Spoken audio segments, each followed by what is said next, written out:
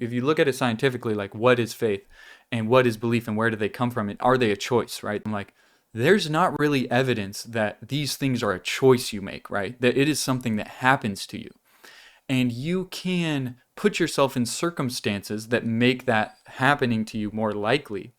But at some point, for faith and belief to be present, it's a cognitive process that just has to happen to you, right? You can't force it, right? It's like if you were in a room without a tiger, no matter how much you fricking meditate or you try to convince yourself there's a tiger or you whatever you do, right? There you're not, if you scan the brain and be like, is there a belief that there's a tiger in the room with this person? They're just not gonna believe it. And I think if you're a religious person, you can imagine, just imagine Mormonism, Islam, whatever, if you're Christian, what it would be like to try to believe that, right? If it was like your life depended on it, gun to your head, you have to believe this is true. You can't do it, right?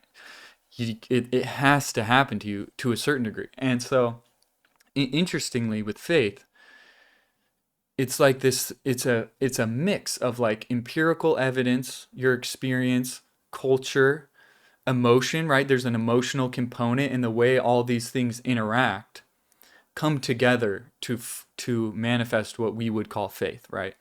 And most likely the faith that they're talking about in the Old Testament or in the New Testament in the Gospels.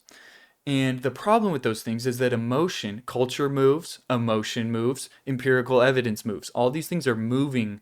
And so if them coming together in a certain way produces faith, that's not going to be lasting in a lot of cases, right? It's going to waver. And a lot of Christians talk about that their faith wavers and they have doubts and they have different things. But it's like, well, dude, if you have doubts, is it real faith, right?